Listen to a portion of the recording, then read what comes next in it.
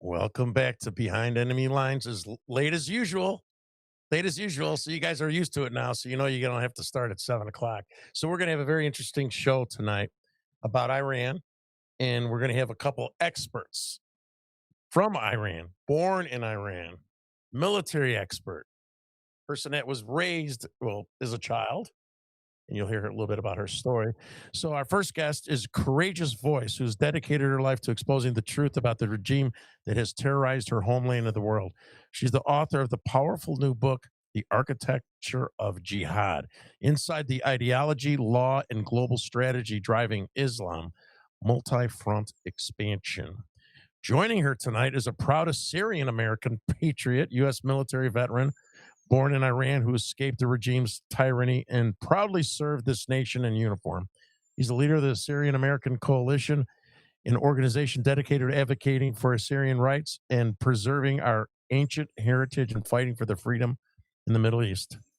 So we're going I did this with AI. We're going behind enemy lines to break down for the fall or maybe the fall of the Islamic Republic could really mean for Iran, the Middle East, for America, and the future of freedom itself. How was that? That was awesomely AI'd. Yeah, it was. I'm getting good at it. Yeah, I I would I just would yeah, trade AI in a couple of things I've done, I but just I just got to learn how to read now, and I'll be set. I'll be set. Thank you, you two. Thank you very much. We'll do ladies first. Do a little elevator pitch of your bio, and we'll get into your book as well. But talk a little bit about who you are, what happened, and how you ended up here, and then Sarges will talk about yourself as well and your little bit military background. Well, thank you for having me. It's good to be back. It's been a while since I've been on your show. Short, short version of 42 years of my life. Born and raised in the Islamic Republic of Iran after 1979. I was born in 1983, but all of the laws are still applied to me. So I was raised a Muslim girl. With that, I was declared adult woman at age 9, become a troublemaker, was arrested over and over and over for having nail polish, going to a party where boys and girls were dancing in the same room, singing publicly, accidentally showing my hair, all the bad stuff teenage girls do. Went to prison, was lashed, faced all the nice Sharia consequences until my father, who was a sheikh, decided I'm too much of a trouble. So he sold me to a man who was willing to pay the price. And I mean, genuinely pay the price. When I was 13, by the time I was 15, my grandmother from my mother's side, who knew better and was raised during the Shah of Iran, the kingdom of Pahlavi, hired the smugglers to smuggle me out of Iran to Turkey. I went to Turkey. I went to UN back then when UN was still doing UN stuff Yeah. and seeked asylum. Got my approval in 6 days, thanks to my grandma putting every documentation I needed in my backpack. By the way, guys, there was a time when you had to prove your story, your age, your name, your background. I was that time. And then waited until I was 18 to come to America because I was a underage girl with no guardian, so I couldn't come in until I was 18. That was a little delayed due to September 11, and I ended up being the second batch of Middle Eastern refugees to come into US through proper channels with I-94 visas, which is asylum seeking visa that never expires. The second batch after September 11 came to America, and the rest of 24 years left to tell you is all history. Thank you. That was very good. Okay, Sargis, you're on, buddy. yeah, mine. I got to tell you, that's an incredible story, Annie. And God bless that you Mhm. were able to make it through that entire process. Mine was a little bit easier. Initially we came here for a visit with my family, and of course my dad's sister was living here. I've had cousins who served in both Vietnam and Korean War, and when we were here, she convinced them, said, "Why don't you just put in for a green card?" We went back, put everything in the U.S. Embassy in Tehran, of course. Then the U.S. Embassy in Tehran gets taken over. We were able to regenerate all the documentation, brought my sisters here, dropped them off, went back again. And then, of course, then me and my mom and brother, younger brother, were able to find a time and means to leave. My dad was stuck there. The government wanted him to work against his community in Urmia, or Rezaie. area. And of course, after a couple of years of refusing to do so, he realized he can't leave. So he took all the lands that he had and turned everything over to the church, signed over basically the pieces of property we had, and was able to leave. So I did come to the U.S. And spent, of course, 20 years in the U.S. military, and of course, 6 years of combat operations, and created the Near East Center for Strategic Engagement on September 11, 2014. The first mission we picked up was helping those Syrian Christians fighting in Iraq and Syria against ISIL and ISIS at the time in both Syria and Iraq, and created the United Assyrian Appeal, and we were able to fund the multi-force structures that way through our 501c3 to keep the guys fighting in Iraq against ISIS, and independent. Otherwise, the State Department wanted us to be under the Hashishabi force structures, which U.S. is bombing right now. Now, one piece that is very important there is the fact that when I was young, my mom had been actually selected by the Shah of Iran at the time to represent the Azerbaijan and Sharqi, which is a province basically area for those Americans. And she Christian woman, which caused a lot of controversy. But she went to represent the province. When we went to visit her, there was a little toy I bought in Tabriz, and that little toy was a American military Jeep with a rider behind it, and that's the only toy that I ever brought with me. And that thing's been with me, and I said ever since, if the government in Iran ever changes, that one day that Jeep will return. And Yeah. I still have it, so hopefully one of these days I will take that Jeep back. The only other time I've ever shown it to anybody was when we were in a diplomatic mission where I was assigned as a director of Whole Station Affairs with my family, and actually took it with me there. But that's it. Not as a struggle as Anna went to, but at the end of the day, it is a link analysis of our lives and what we had to do just to endure and be able to maybe hopefully make a change in the future of the country that hopefully will be a country that we can affect from the U.S. side. So that was both very, very impressive background. Yeah. I grew up in off of Cicero on 87th Street and went to grammar school over there. I'm joking. Very impressive, very impressive background. So they were lucky to have both you guys on. So you guys are the experts, right? Instead of us throwing, everyone knows what happened in 1979. I was a senior in high school, and Wait, wait, Terry, that is I'm so sorry. No. what? Everybody does not know. Depend on who you talk to. Yeah. Some do, some don't. Not everybody. No. I'm Most sorry. people Go have the ahead. really like whitewashed, watered down version of it. Uh-huh, uh-huh. Well, Exactly. right. So I guess we could do it, and that could take a whole show in itself, right? So why don't you do the elevator pitch of what you think people might not know and get us up to speed? And then I want to talk about your thoughts of what's going on.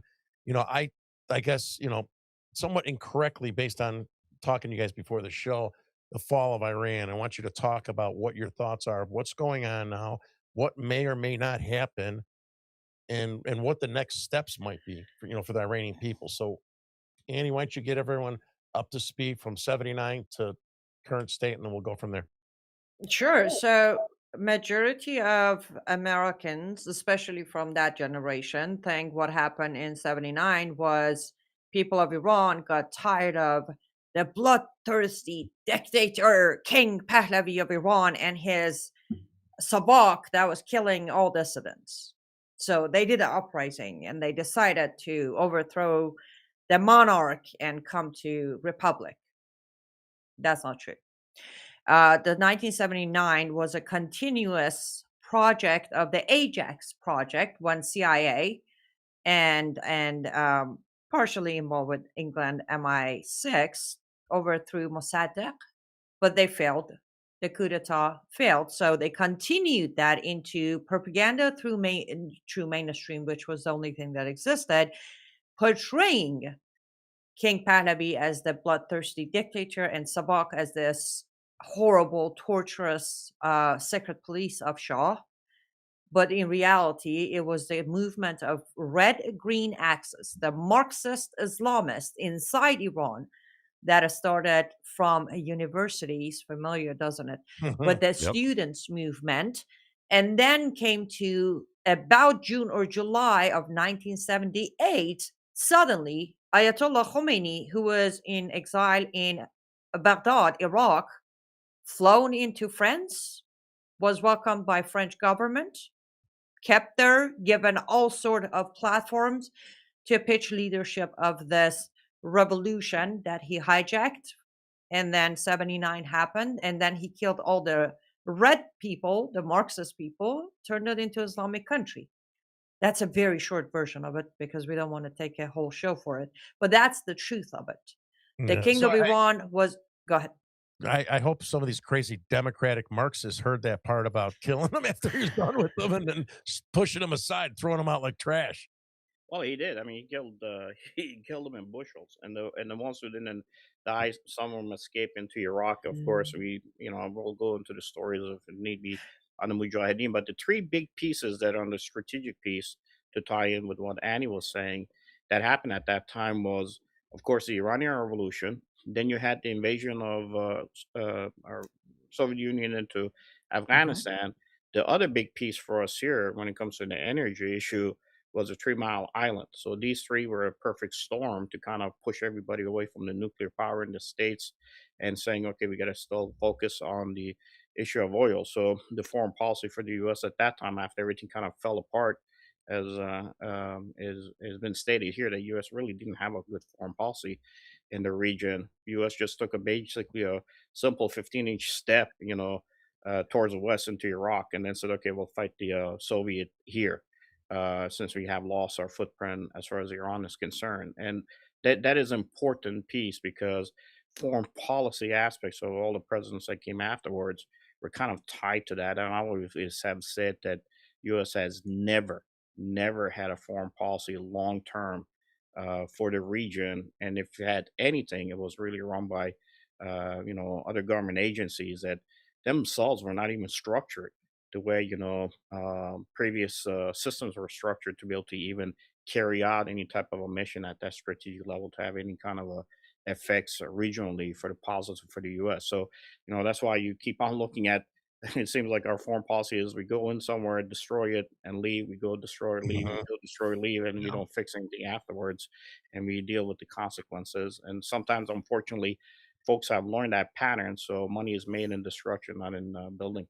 Mhm. Mhm. So speaking of destruction, all the destruction that's going on in Iran right now, and people, at least from my perspective, they're trying to uproar, rally protests in January. A lot of them got killed. Doesn't seem like we're seeing much of that going on now. But lots of bombing, taking out the military. I mean, what are your thoughts on like what's happening on the ground, and what are the people thinking? Are they going to start fighting back? And I don't know if you know the answer. Is the CIA or um, Israel helping weaponize these people? What are your thoughts on what's going on right now with the bombing and the people trying to take their country back? Do I go first? Yes, Yes, always. yes. First. Thank you. Uh, Historically, CIA has never armed the people of any nation that was against the wishes of America, for the record. With that being said, no, CIA is not arming Iranian people. And the reason I say against, United States of America is not looking forward to potential return of Crown Prince Pahlavi. That being said, clearly, loudly, with no filter, no attempt of AI generated video, over 70% of people inside Iran and over 85% of Iranians outside Iran have vocalized their vote for Crown Reza Pahlavi. Therefore, it's pretty dangerous to leave that control to the people of Iran, either inside or outside. So that's for Can you CIA. explain what's bad with him and explain that because so people know. Because so the reason we had to go in and overthrow his father was because his father and grandfather, for that matter, but mainly his father, at some point he stood up and said, no, no more foreign hands involved in my land. I'm going to make this country great again. Mhm. I kid you not. He literally said that. He said, we're going to take Iran to its glorious days. of Cyrus the Great. He cleaned up the house, stopped giving free stuff, and I mean literally free stuff, especially oil industry. And he stopped listening to anyone, US, UK, France, Italy, all of them, Russia. He was done with it. That's the main reason, by the way, is he was painted as this bad guy so they could get rid of him. His son has worse policies than him. He has made it very clear. Number one, he has said if he comes to power, even transitional power, Iran will immediately recognize the state of Israel. That's actually something that his grandfather did too. Iran was the first country in the region in 1950, March of 1950, to recognize the state of Israel. So he's going to repeat that history. You do understand, Iran allied with Israel equals terrible economy through military industry for Western countries, right? If there is no Iran funding proxies to fight Israel, what are we going to do with all of our war equipment? Like, who are we going to sell it to? That's terrible policy. Second policy with him is he's going to go back to actually opening the industry of oil, gas, mineral, gold and silver, bronze, saffron, pistachio, opium, rice, and tea. I hope I'm not forgetting anything else. Yes, by the way, those are the natural resources of Iran, the country that 62% of its people live on the line of poverty. Is going to reopen that into the entire world as an industry. Again, there won't be sanctions. There won't be way around sanctions. There will be too much boost of economy inside the region and globally for the Western countries to have any control over any of that. That is the main direct reason that United States of America or England or France or Italy, for that matter, including Germany, are against Crown Reza Pahlavi. He has endorsement from 17 European countries, but UK, France, Italy, and Germany are not include those 17. Neither is US. By the way, I want to be very clear. I didn't say Trump. Before anybody gets like, hey, I'm talking US policy, not President Trump himself. I don't think President Trump genuinely knows anything about everything I'm saying right now. He has mentioned a few times he looks like a good guy, but I don't want to meet with him. But this is about US policy. I'm going to connect this back to something Mr. Sangari just touched on. And that was some of those communist Marxists who survived the Islamic regime and escaped, and then later came here, Mujahideen Khalq, MEK, that I've been covering for almost 10 years now. Michael knows about it. I've been heavily covering them lately. They have endorsement from 144 Republican sitting Congress members today. A Marxist Islamist group that survived the regime, went to Iraq, started working with Saddam Hussein against Iran, then joined U.S. military as alliance to get Saddam Hussein, then worked their way into our halls of Congress and got 144 Congress members, Republican only, endorsements right now. All of that is why Crown Prince Pahlavi is not a good candidate. All of that is why CIA would not arm Iranian people. On the second part you asked, yes, Mossad is not arming the Iranian people, but something people need to understand in America is we have Iranian Mossad agents inside Iran. And they will be activated when the time is right. They were activated before the war started. If you recall, if you go back 2-3 days before the actual war started this time around, you started hearing on reports like mine that some buildings are just blowing up. Who do you think? There's no explanation. All right. It's just like blowing up. Well, the Iran regime kept saying it was a gas leak. It was an electric shock. We knew who they are because, again, the Iranian Jewish and Iran-Israeli relationship goes way back to Cyrus the Great. So another myth we hear, Iranians chant death to Israel. No, Iranians don't do that.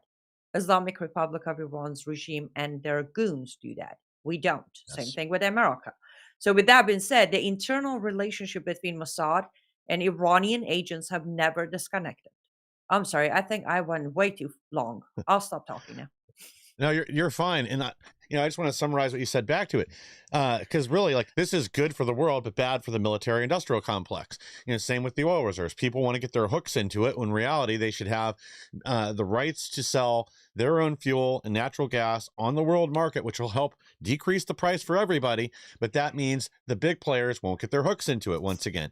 So those are the only real reasons not to allow the Reza to return to power there. The people clearly want him, but it's the war machine and the powers that be that don't, because they don't want to leave a piece of the pie for the people of Iran. In reality, that's what they need. As you said, over 60% live below the poverty line. Even though this is a resource-rich country that's been getting robbed for 47 plus years, even longer than that. But they'll actually have control, they'll have autonomy, and they'll have the wealth to rebuild their country. Not to mention, having Iran as a real ally to the United States and Israel will also help destabilize other Islamic countries in the region. And I mean, again, I think this is all good for us, and it's good for the 90 million hostages that have been living under this Islamic dictatorship for 47 years.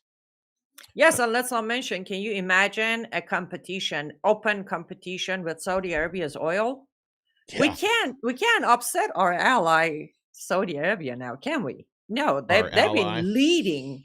All right, my face kind of did the air quote thing. My hands are busy playing with the stress ball because life is hard. But Yeah. yeah, we can't go up against Saudi Arabia. A free Iran under Pahlavi could very well mean Saudi Arabia not holding us hostage with all of their deals. Because I know a lot of people think genuinely the Crown Prince of Saudi Arabia is such a moderate and we're so friends. No, they've been holding us hostages for 47 years. They got the oil, we got the weapons. It's an easy trade.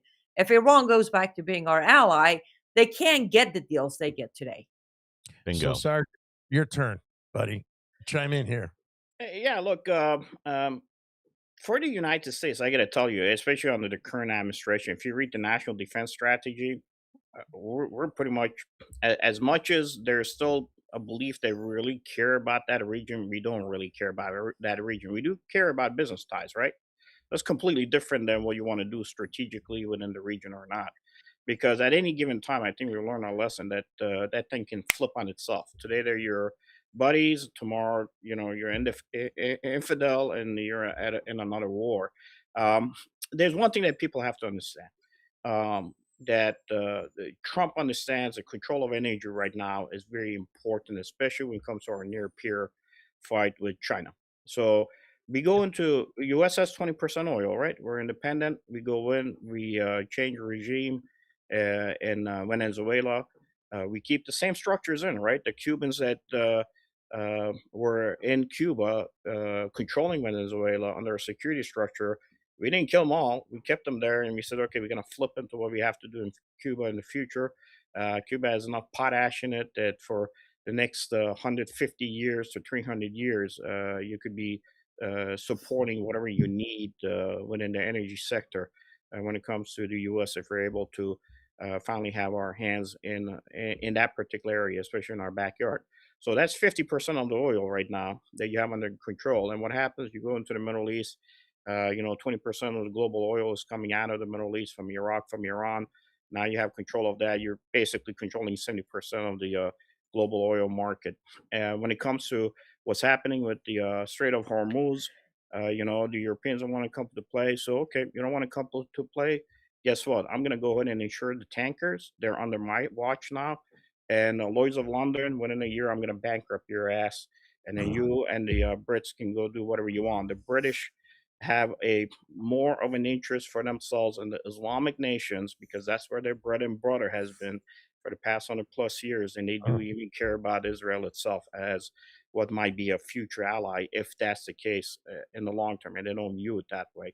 So now take a look at what happened in under Obama, right? I've mentioned this before. People have to understand this. Wang Yi took on stage in the Brookings Institute and introduce China's vision for United States and China and how possibly for the two nations to be able to work together but not fight against each other in the long term, especially when China was looking and viewing what would happen with Taiwan. All our capabilities are sitting there from our industrial complexes run off of the chip technologies that are there from our satellites, from our energy sector to our iPhones. The issue becomes we thought that when Susan Rice took to stage at George Washington University, she was going to talk about how to counter China's vision. Because in China's vision, U.S. was supposed to cede vast areas of Asia to the Chinese. And what was going to happen is U.S. was going to retreat within its borders, maybe concentrate internally in its own backyard, which in this case South America, and Europe, AU, and Russia were going to be the victor in Europe, and everybody would fight for the resources for future tech in Africa on an equal basis. What happens? Susan Rice talks about how to actualize that mission. Now, Obama, Trump 1, Biden, Trump 2, as much as Trump is countering against the near peer China to ensure that China doesn't go into Taiwan prior to 2030, the issue is that that same pattern of what was agreed upon is still moving forward. When I was called and my team to go talk to the State Department. Actually, we chose a date before Trump went on his first visit and his first tour to Saudi Arabia on the date that the Sykes-Picot contract I ran out. That was an agreement, agreement that literally shaped the borders of the Middle East between France and Britain. Well, 25 years out from that, we've every country realized that there's going to have to be a new agreement for that region because that region is volatile, it's not controllable. Having it basically be, at each other's neck actually is how things were moved through the region and how resources were controlled for the betterment of the East and the West and the North and the South. The issue became we knew that it was going to be United States at that time and Russia. China comes in, establishes, of course, the Shanghai Cooperation Organization, which now Iran and Russia are part of, and India comes into that equation. So the fight that is taking place currently, the most important piece for this current administration is if we are still executing that plan that was initially introduced by Wang Yi, and we have no choice but to get to a point where we have some deliverables to be able to allow a longer period of time for the United States to finally start building those chip technologies here, then we'll be in a better place. I'll use this as an example. I don't know if I've said it on your show before or not. I had a friend of mine from Israel who said, Israel is very important. We cannot have Iran attack Israel. I said, look, I'm going to be honest with you. Here's how the U.S. members in the administration, I'm not saying Trump, others look at it, who do advise. If tomorrow you get up in the morning and here in Chicago, Illinois, you turn on your TV, you take your shower, you get your coffee, you sit by the TV, and suddenly you see that, oh my God, Iran has launched a dirty bomb. It has made it through the Israeli defense, and Jerusalem is gone. Okay, and Israel has retaliated with a nuke on top of Tehran. I said, what changes in your life? I said, nothing here because your TV is going to be working, your government's in place, your military is intact, you're going to go to your work. A week later, you're going to have to sit and discuss the fact, maybe internally by yourself because of your theological belief. If you're a Jew, what happened? How come the Messiah didn't come to save me? If you're a Christian, what happened? Jesus, how come you didn't return? Based on what Revelation may have said, as far as your interpretation of it, I would say. Or if you're a mullah and you're one of those Mahdi folks, where's the Mahdi? How come he didn't show up? But I said, if the same thing happens, you turn on the TV and China has taken Taiwan and Taiwan's gone and the infrastructure is destroyed, within a week, your satellites aren't operating, your civilization isn't working, your transformers aren't working. We're in a major battle where we have to absolutely literally go in and destroy, a nuclear power's capacity and capability. And you're going to have issues across the board in your civilized society, your medicine, and everything else. So you have to understand there's a reality to how some folks look at this. They don't care about that region. They don't really care about that, shape for what the region would look like in the future. Now, when it comes to the individuals like Pahlavi, Pahlavi's son, a lot of the folks in the current administration, I'm not saying I agree or disagree. I could care less. Whoever the people of Iran choose is up to them. A lot of them don't believe he has the capacity, capability to go in, even though he has a lot of followers, he might not have the network in like that 20 million Basiji, IRGC, Tide, market, bazaar network that's operating all the way from China to Russia to South America, to Africa, to Europe, that is tied within the European communities, that is tied, as it was mentioned by Anne, with the lobbyists that are really have their tentacles in on a lot of the Republican side. Those individuals, that 20 million can be flipped. As an example, if I'm a BCG, maybe I have a wife, a kid, maybe a couple of parents. That network is a network that is still operating the country of Iran. We go in and we kill all the top leadership. I always say to people, if they were worth it, the government would have, fallen apart the second they were gone. I know that they have strategically, from a tactical perspective, kind of pushed all the orders down to the lowest levels, but that network is still operational. So if I am somebody, let's say I spent 17 years in the Iran prison in Iran, I am been against the government. I've had family members who have been killed. I've been doing my best to be able to topple the government. I have a network that is on the ground right now, actually attacking, killing Basiji cells, Basiji commanders on the ground. I have guns. I have a network. I have money filtering in that's been coming in under the black market through Bitcoin operations, or coming in actually through the old Belt and Road Initiative process. Why would I want to suddenly get up and have somebody say, "Oh, by the way, I got a guy here who's from a former regime, but he's going to be your next leader, and he's going to be tied to Israel or others possibly, because that's what I want to impose on top of you." He may not like it, and that network may not be managed by individuals, even if you're surrounded with the best possible talent, every single Mossad agent possible, every single CIA agent possible, every possible uh, infusion of dollars, that individual may not be able to manage it. And if that person cannot manage it, then what happens? Then now you have another issue that you have to deal with for the next half a century. The problem becomes, what is going to be the long plan for that region when it comes to what the US final piece is, to control it in a way where we can counter against our near peer, in this case China, at the same time while we're strengthening ourselves at the homeland. The other piece I always recommend for folks to kind of think about: Israel and the United States are partners in the region, but that doesn't mean we believe in the same thing when it comes to strategic foreign policy for what is betterment for the United States or what Israel wants to do in the region. Israel would like to sign the Abraham Accord, an extension of that economic agreement, and would like to be able to be the future Taiwan in 10 years and be one of the biggest industrial multi complexes in the region, to be able to really have a stake to control that region for its benefit, to live in peace.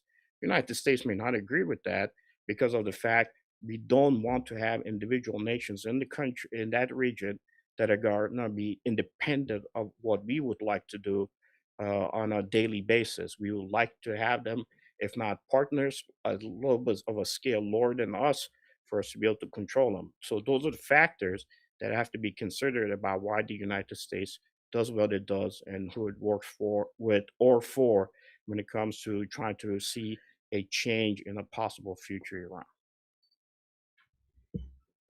Annie, were you going to say something? Looks like you were thinking, or No, I was just going to say, yeah, I agree. I actually put out a Substack 2 days ago or 3 days ago. There's days are blurring, but I actually titled it something like, "Are we still in a unified war, or are we drifting?" I mentioned what um, Mr. Sangari just mentioned, that we need to realize, for some people who were writing me like, "Oh my goodness, Trump's doing this, Bibi's doing that," it seemed like a contradiction, and I tried to explain it that this is not contradiction. Is that sometimes you need to realize, when objectives are different, though allies in front line, but when objectives are very different, then you see different signals.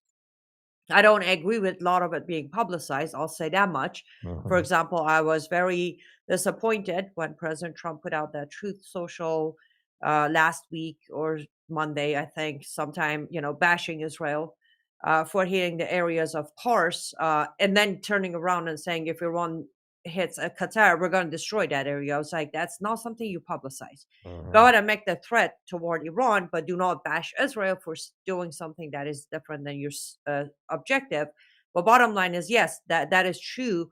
However, I do want to point out, I think it might be time for United States of America to reconsider how much control and how far they want to stretch their control. Because unfortunately, if US wants to continue controlling everything and everywhere, it's just going to turn into the exhausted, permanently exhausted grandpa that's useless. Mhm. So Yep.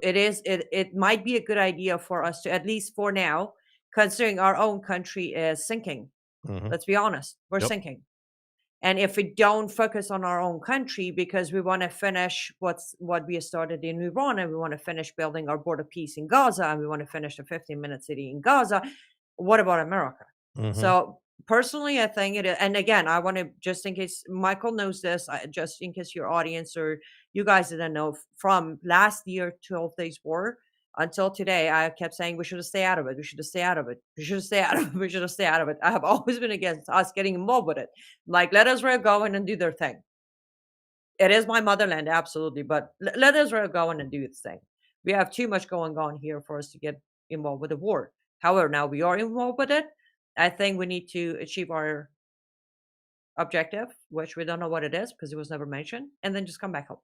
Leave the rest of it be. We don't have to completely enforce our own preferred government there. I don't think that's a brilliant idea. I got a I, question I for I you guys. think A lighter question. A lighter question for you. What is the gift that Trump got? He's got a big gift from. He's got a big gift from Iran, and You mean the 4,000 kilometer missile that made its way and proved the point that Iran is a imminent threat to US and Europe? Is that the no, one you're referring to? no. He said that he was going to bomb the energy well, locations and stuff. you But know he why said he he's said got a. that though, He right? said today. He said he's got. No, we. I have a big gift coming from Iran. Oh, And I don't know what he meant. He didn't, you guys probably didn't see it. It was this afternoon. I did not see it. No, to be fair, I wasn't following too much of news today. It was I very happily I was doing a first biggest batch of signing books and shipping them out, but I don't know what the gift is. The only thing I can assume safely is, since they did the 5-day pause, and yesterday they were supposed to do their follow up meeting on the phone, and then I believe Thursday there will be an in person meeting. But I'm guessing he got his agreement or the terms he wanted discussed for the He said ceasefire. that, yeah, he said that it shows that he's talking to the right people in Iran. That's all he said. He didn't get Oh. into any more of that. Sargis, you were going to say something before Well, I said yeah. that. Uh, look, a lot of these Mm, agreements, it is not a conspiracy issue. Okay, a lot of these agreements were probably struck prior to combat operations even beginning. Okay, so we have to there's a piece we have to do with combat operations. That's just a reality, and you're looking at probably by the end of next month, plus or minus a week. Okay, we have two MUs going in. I think you're gonna have Boxer go in maybe in a couple of days. I know that the rest is going to be there in the next couple of days.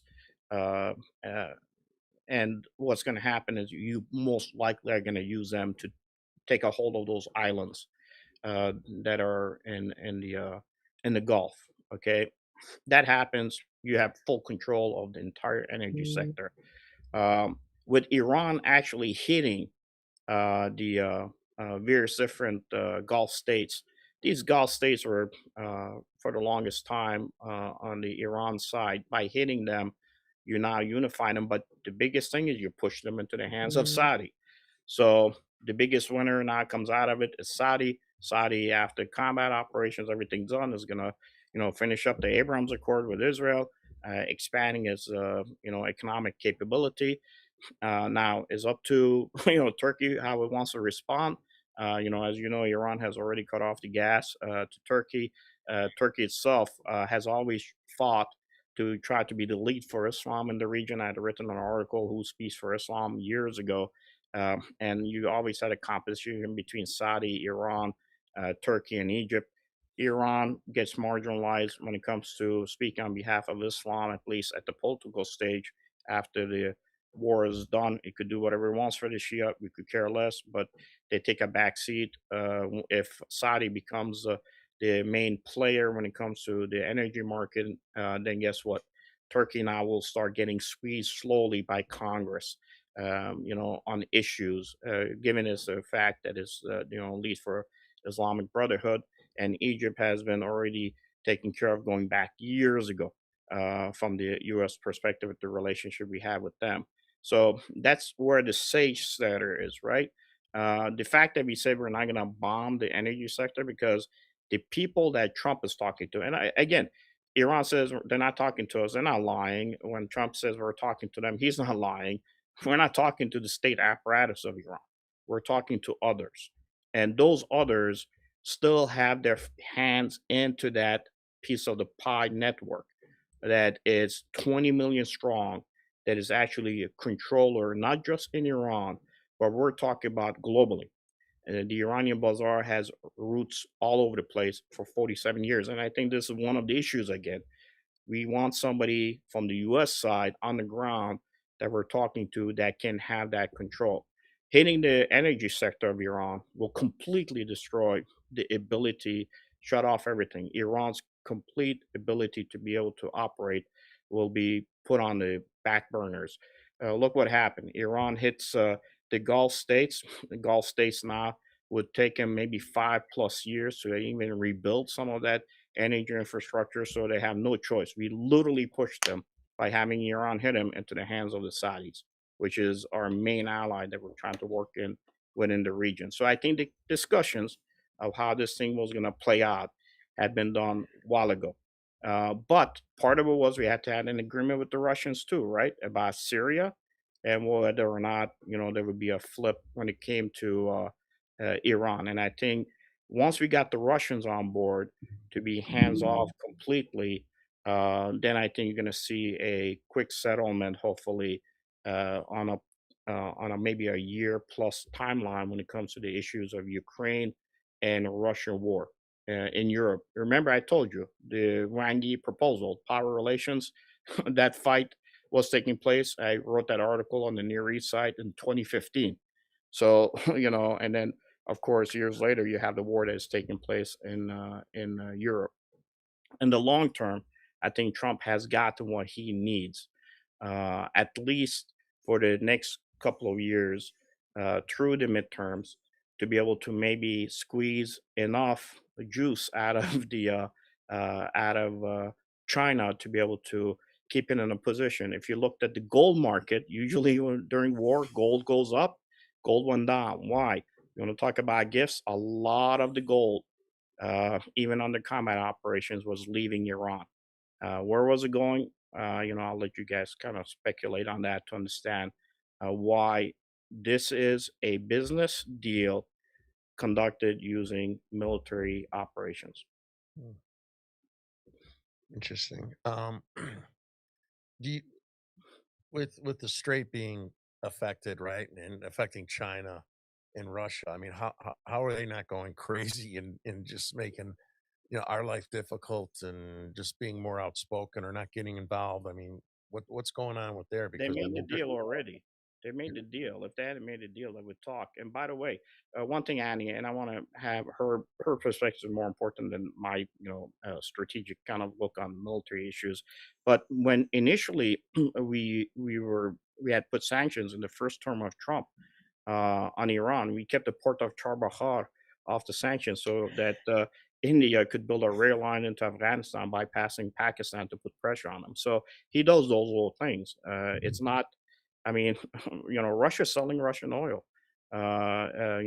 China's still getting his deal. He would have squeezed China more, but unfortunately, we haven't been able to move our industrial uh, capacity building complex back to the United States. And the worry is, Annie, which is very important, uh, Israel wants to replace what Taiwan is, and the U.S. is never going to allow Israel to be that lead because we cannot allow all the global partners that we have to be better than us. They can be with us a little bit less, but they cannot be the ultimate. And if they're the ultimate, then we lose an entire vast array of ability to affect the region, which we're not going to allow that to ever happen from the U.S. perspective, regardless of who the president is. Agreed. During the uprising, right as uprising started turned into a revolution, in mid-January, I put out a Substack again, and I put out three possible outcomes for 80 plus thousand Iranians dead. The first outcome was they will continue, and they might be fast enough to get this done, they being Iranian people, before foreign powers get involved. The outcome two was United States of America will get involved and hijack this revolution again and work out deals that will set them in where they need to be. Or number three, uh, there will be a drift between US and America when it comes to who's going to help people of Iran, who's going to help Iran. And I drew the differentiation, which is exactly everything you were just saying. And again, I guess there's nothing wrong with it. Personally, from my point of view, uh, I don't, I love that America is the power, but at the same time, I like for my fellow Americans to understand what you just explained. This is not about me personally. This is about many other people that face this. You have, for example, Matt Walsh, who sits on camera and says, these people shouldn't be allowed in America. Why do you think they're a bunch of barbaric third world country, illiterate people? We don't want them here. And my response is, Matt, you do realize civilization has started there. The reason they're illiterate to your eyes and third world and barbaric is because Western countries keep holding them down. Know the difference. The people aren't. I'm not. I mean, yeah, I've been here for 24 years, but 90% of my wisdom, culture, and heritage comes from where I was born and raised. For you to think that someone like me shouldn't come to America because of the third world country label, you need to realize there was no third world country until the first world countries decided to become first. So I completely understand and acknowledge what you're saying. Yes, at the end of the day, I even released the Substack defending Trump toward those who were saying he made a promise, he better deliver. I said, why are you expecting a very successful politician to become a humanitarian overnight? Why? Yes, Trump said help is on the way, but he didn't say help for whom and what. So leave him alone. Because I look at President Trump as a successful politician. And you don't, as a human rights activist, you don't become a very successful politician if you do things humanitarian aspect of things rather than policy. So I agree with everything you say. Yes, I was actually nodding and smiling because you were pretty much confirming everything I've been saying from late December of last year until 2 weeks ago. It's like, come on, guys, we need to be realistic. There won't be a fall of Islamic regime in Iran. It will be a fall of mullahs. US is still going to put in, phrased by President Trump himself 3 weeks ago, someone from inside who's more moderate, right? They're gonna have to continue keeping it where it's at. But someone from inside, as you said, someone who might be more reliable, who might listen more often, who might be less of a mullah, and still has the control over parts of IRGC, possibly, but not necessarily the Houthis or the Hamas or the Hezbollahs. So yes, it's not fair. It's not what's best for the entire globe, but it is what's best for US to stay the power, regardless of who's the president. Yeah, look, it's is not a you gotta separate the emotions out of it, right? You gotta understand. Look, I don't blame China for wanting to be the number one power in the world. You know how Oh hard. no, no, no! Hold on, before you finish your thought, I have been literally awarded by everyone on platforms and social media as the most unbiased reporter during all of this. No, yeah, look, I'm not getting any emotion involved. no, I'm no. actually When I say you, I'm dabbling down. saying you personally, Anna. I'm talking about like in general when I'm talking to people that are Ye- listening. So let yes, me clarify that. I'm not saying you. When I say the word you, I mean you in general. You know, everybody, the people. the people. So you got to separate the emotions from it, and you got to understand the reality of what it is. And under this administration, you got to give them one credit. Go read the National Defense Strategy. It's very clear.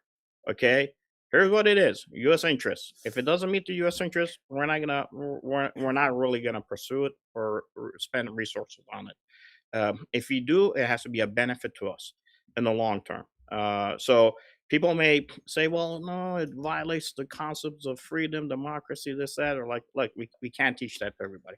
We learn a hard lesson in Iraq and Afghanistan with all the soldiers that went there, fought and died. And we're like, you know what, guys, God bless you all. You figure it out, but you're gonna figure it out under us still being in a leadership position. As I said, I don't blame China for wanting to be the number one global economy in the world. You know how hard it is to feed billions of people 3 meals a day, but I don't want it to be.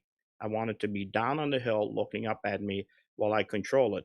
A lot of people still don't know that when we did the land lease program with the Brits, we knew Brits were in trouble in World War II. We squeezed them enough to where they had no option and choice but to literally allow us to be the controller of the sea passages. And the last check that the British gave us for the Lend Lease program was on March of 2020, the COVID year. They finally paid off their debt. But guess what? Today we're gonna make sure that they pay a price for where they are. And part of some of the stuff that we're doing, where it's making the Brits look pretty bad as far as from a information operation perspective, is because we know that the Brits are going to compete against us for Iran and for the Iranian market. Under Obama, when initially the JCPOA was struck, I was on the TV saying it was an economic deal more than it was a nuclear ballistic capability deal. And when the first companies from US went to meet with Iran were the US oil companies. When they left, the Europeans followed. And, we had British companies that were going in, meeting with the Iranian businessmen there, paying protesters on the street to stand at the bottom of the building, basically screaming and chanting "Death to America." And then the Brits were basically telling to the Iranians, "Look, your own people are screaming "Death to America. Why don't you go ahead and have the American companies strike a deal to come through our companies?" So they become basically a sub company to us, a subcontractor.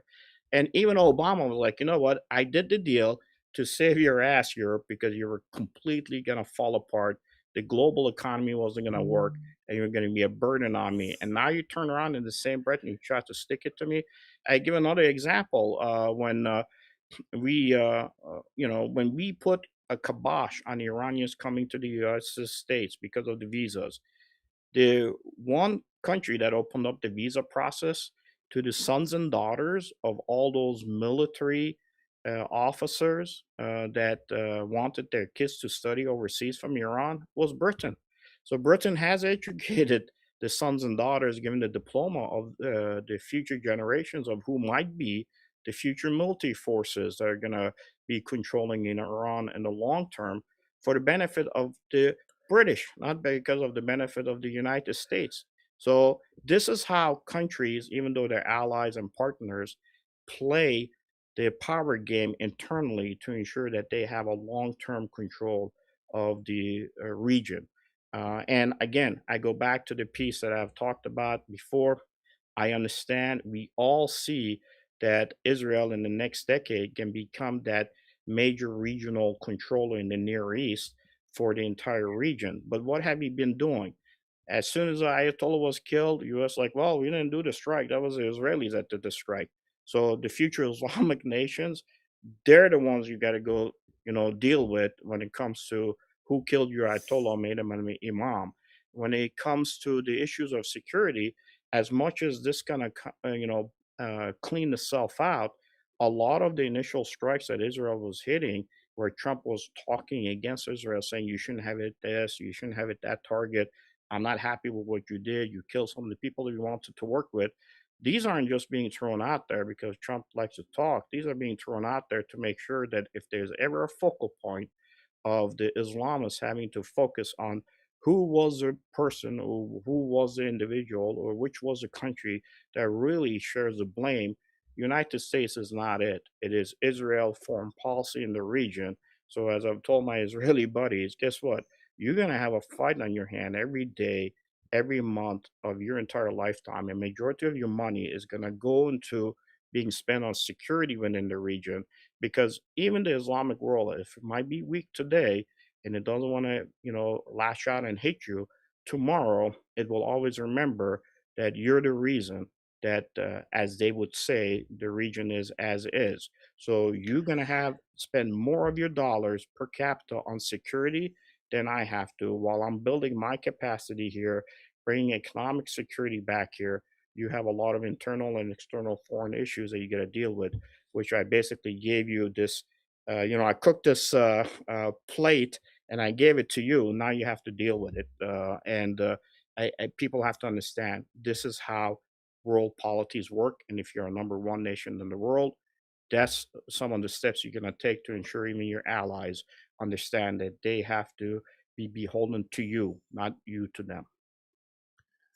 Right. One of the reasons I actually been very clear on we need to make sure, we give credit when due, when we make it very clear that Khamenei was taken out and killed and everybody in that room by IDF and it wasn't us. Let's not walk around and say, we liberated people of Iran either, because you can't have your cake and eat it too. Which, by the way, who came up with that in English? It makes no sense. I always buy my cake and eat it. Like immediately I eat my cake. But anyways, and yes, that's why the objectives are very different. Israel is not going for modern reform who can control Israel. Israel is going to take him out. That's where the drift is, which I'm hoping this drift doesn't create issues, because that's another angle we need to look at. Is this drift going to be enough gap for us to have to stand against Israel? And I don't mean militarily, I mean policy wise. Or are we gonna, between the US and Israel, will there be a compromise where we can meet halfway and stop the drift before becoming an issue? And don't get me wrong, bringing emotion to it, 2021, I remember Israel had Hamas cornered. They were minutes away from done. They get a call from Biden for a ceasefire and said, they say yes. I got on camera. I'm like, why? Why do you listen to Biden? Finish him. You Well, are already the evils of the world. Like the skyrocketing anti-Semitism. It can't get worse than it is. Everybody blames Israel anyways. You might as well do what you need to do. As you said, avoid further fights inside inside the region from Islamic countries. But, you know, we shall Yeah. wait and see Well, where it goes. and especially right now, because unfortunately, there's people on both sides of the aisle trying to drive a wedge between the U.S. and Israel. And that isn't to say that Israel is always above criticism. There are legitimate things to criticize Israel on, but right now there is a concerted effort on both sides. And when you've literally got the Hamas wing of the Democrat Party, and then you've got these other groypers and other people on the right trying to exploit the division right now, and we can't have that going forward. Yes, there are some things to legitimately criticize them for here and there that happen, whether it's policy wise or things within their country or how they spend their money or how they spend our money or whatever. But this isn't a time for that. They are still a key ally in the region, and we do need to remember that. And we can't let people exploit this right now to try to drive that up and drive us apart, especially because, again, the future of both our nations are going to be at least somewhat dependent on that relationship going forward. I got two questions before we're almost out of our late start time. Military question for you, Sargis, is you see in the news, right, the cluster bombs, which I have a hard time understanding. What it's illegal in a war. It's like, what the hell's illegal in a war? I mean, Jesus Christ. But are those truly quote illegal? And if they are illegal in a war, what the hell does that mean? And who gets punished? Can you explain that? The cluster bombs people see in the news. Oh, they're what I mean, they're harder to detect and more. Yeah, it Explain. does. Yeah, I mean, there's rules of engagement this nations have agreed upon, but look, international law means nothing unless the U.S. enforces it. There's Mhm. thousands of violations of international law every day. If U.S. ain't enforcing it, it's nothing. It means nothing. U.S. enforces international law where it affects its interest, and that's pretty much it. So, look, yeah, these cluster munitions are causing havoc. It's causing a lot of problems. Isn't it the purpose of war, though? I mean, I mean, right? I mean, it's like rules for war. And when you get to that point where you're in your own mind defending your country, who gives a shit about the rules? At Well, least I don't. look, you're not going to kill each other. I mean, Israel and Iran lobbing missiles at each other was never going to work. Right? That crap doesn't work. You have to literally hold ground. If you don't hold ground, you're not changing anything. Mhm. So that's the bottom line. The issue Israel had that they didn't have the force structure capability to hold ground. It just didn't. I mean, even right now, take a look at Gaza. I mean, you can't. Mhm. You take every Israeli and put them in Gaza, you may be able to hold it, and you just don't have that force structure capability. It's a small state, guys. Mhm. It's the size of a postage stamp compared to everybody else. U.S. has Yeah. that ability. U.S. has future tech capabilities that nobody can comprehend. I mean, one one of our special operators with 10 Iranians around him, having a aircraft with 4,500 pounds of munition fly from the United States and freaking calling it in and using AI capability for his bombers to drop it and destroy, battalions of Iranian military capabilities. That thing only exists in our systems. And there's certain things that we have that others don't. I could the best way I could tell you that the aliens are on our side. They're not on anybody else's side. Mhm. So when it comes to military operational capacity, nobody can touch us. We could shut off China tomorrow if he wanted to. Israel's trying to get there. It's still not there. And they may say we are there. The issue is here. If the United States doesn't do it and you decide to do it, you're on your own. But there's going to be consequences across the globe when you have to deal with those issues. And again, when we set up our partners in a way that we're going to be fair to you, we're going to work with you. But when your foreign policy diverts from our interest, guess what? Information operation wise, technology wise, and economically, we're going to make sure that you bear a price. There's a I don't know if you guys have a German Shepherd. Everybody says there's a one time in a lifetime of a German Shepherd where he bites the owner. He doesn't bite him to hurt him. He bites him to remind him that everything you were saying to me and everything you were ordering me wasn't that I was doing it because I was lesser. I could have tore your arm off anytime I wanted to. I just wanted you to realize that I did it because I'm a partner, but I can really bite you. And the Mhm. United States sometimes is that German Shepherd where it says, "Okay, buddy, let me kind of put a bite on you so you understand who's really in charge." And I think the nation states sometimes have to understand. And I ran for office here, Terry, and when I was running, this is going back in 2020. I did say to the Jewish community here that I was running, and I said, "Listen, I'm going to be honest with you. If we had removed all the Jews out of the state of Israel, this socialist state that has a lot of Jews living in it, and we had put them in Brazil." And we had taken Brazilians and put them in that little piece of strip, the Bible calls Mhm. Canaan. If they were burning Jews in ovens in Brazil, we wouldn't care. We only care about that piece of terrain right there. And who is a partner there that gives us access, that controls the entire Huron Valley that starts from the Golan Heights and all of Iraq sits into all the way into the Persian Gulf.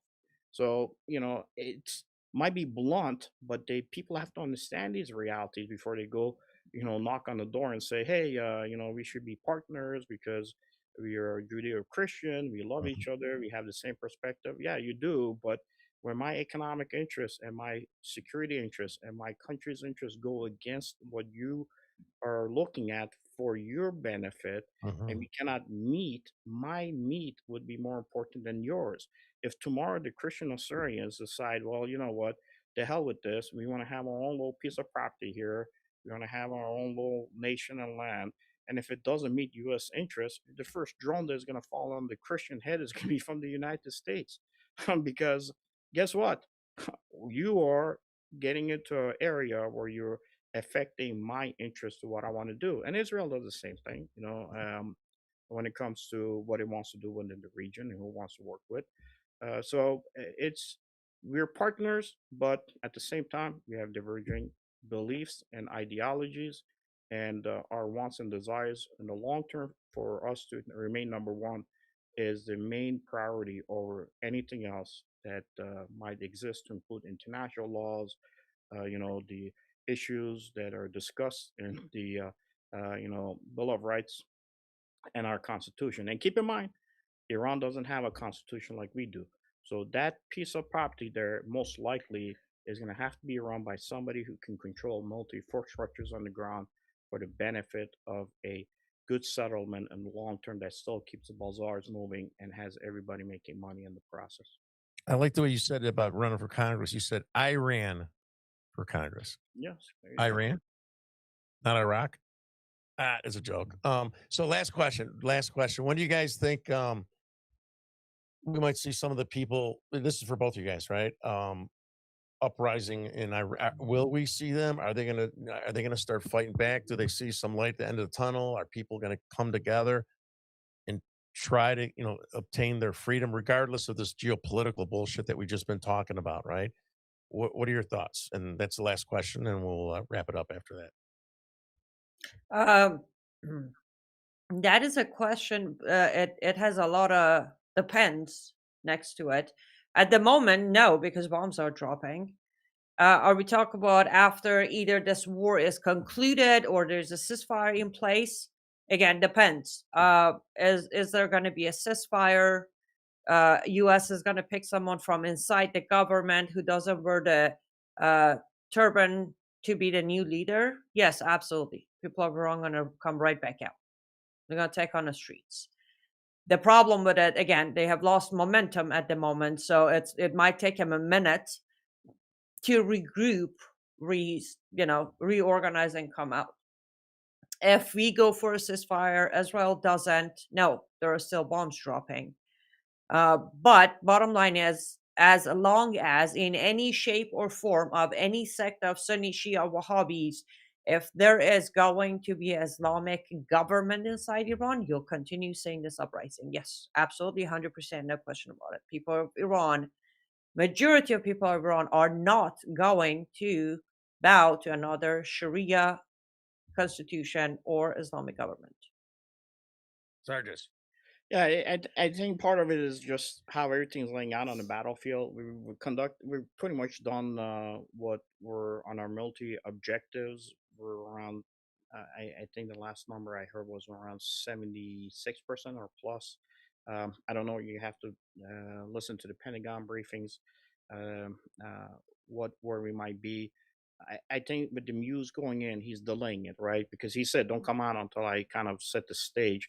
The Boxer and Tripoli are going in. You're gonna probably take those islands. Once those islands are taken, and we know that we have secured the ability of moving everything through the Strait of Hormuz under our protection, under our insurance capacity. And if we do not hit those electrical grids, then it's going to be time that, okay, guys, we've killed all the first level, second, even the third level capacity. Now it's up to you.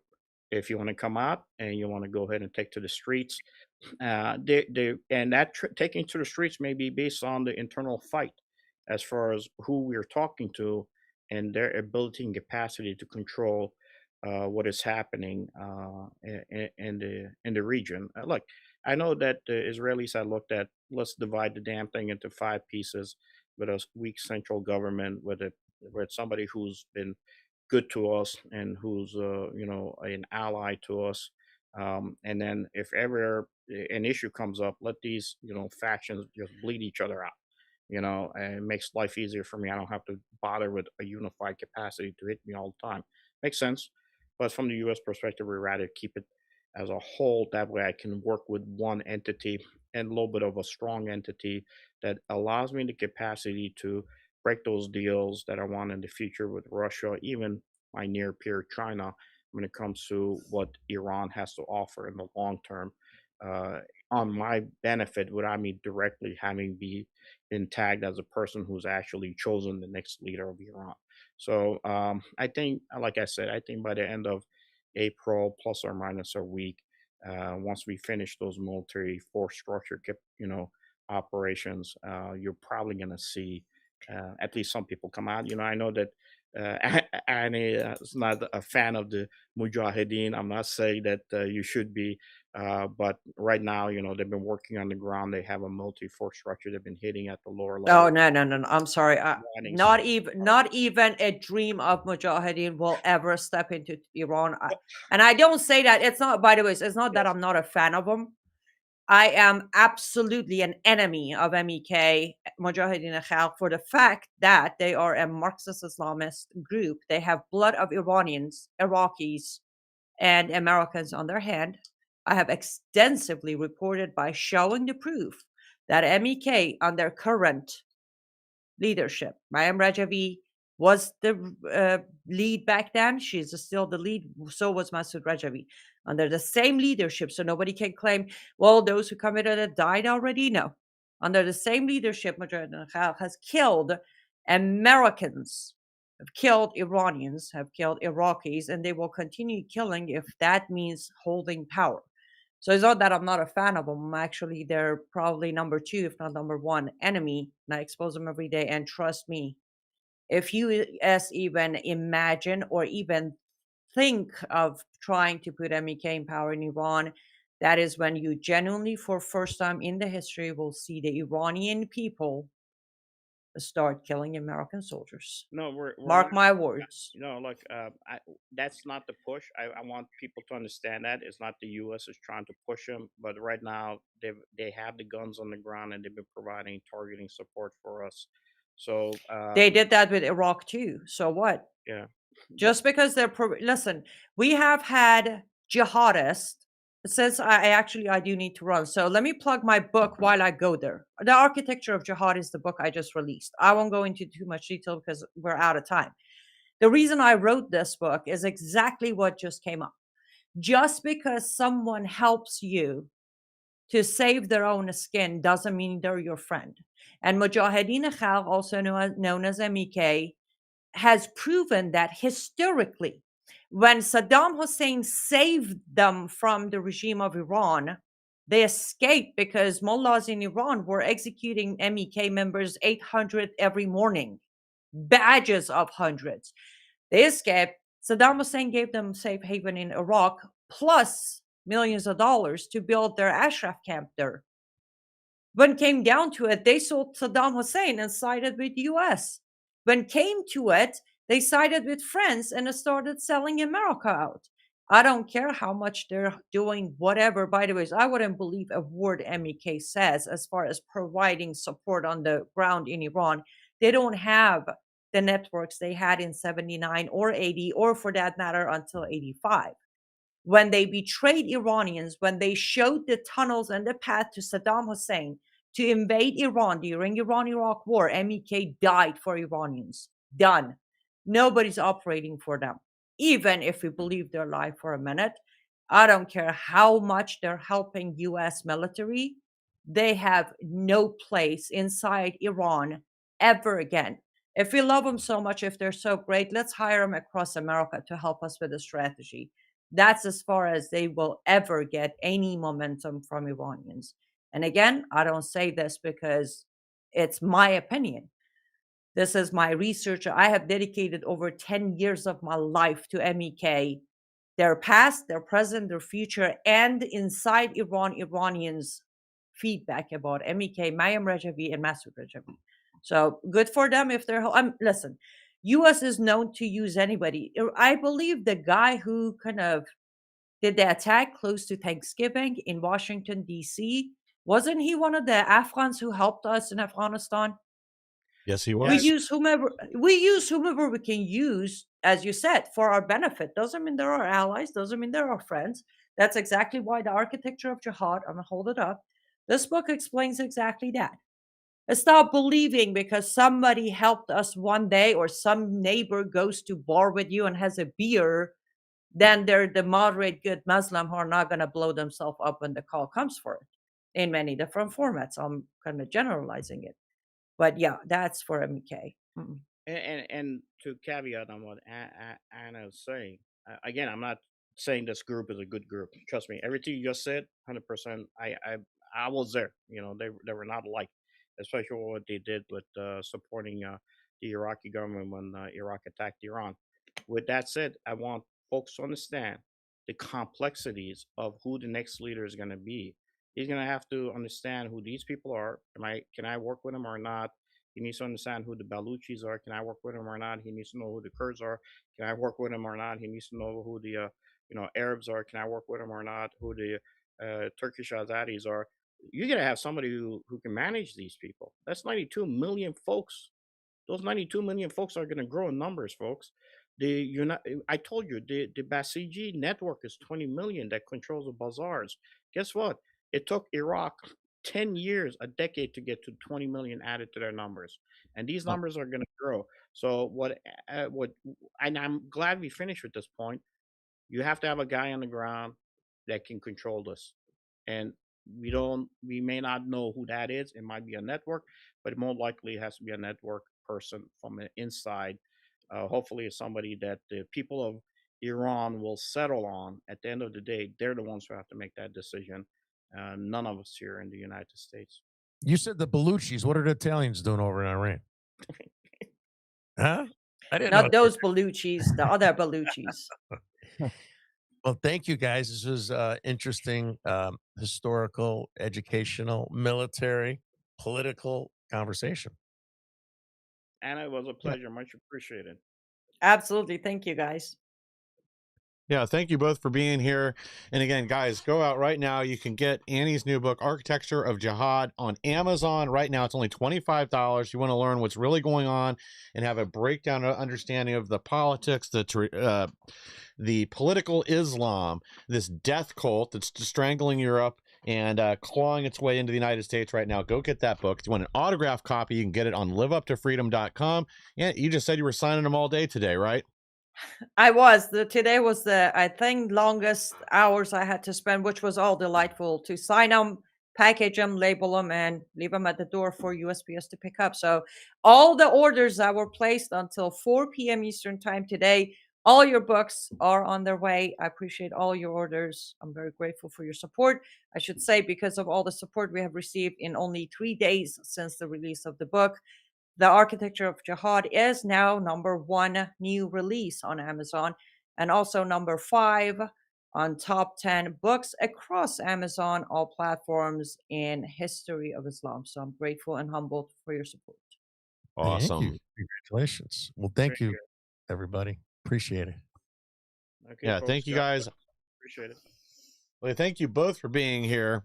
Thank you to our audience for joining us today. Please like, share, and subscribe. Help us to grow so we can bring more people the news, the main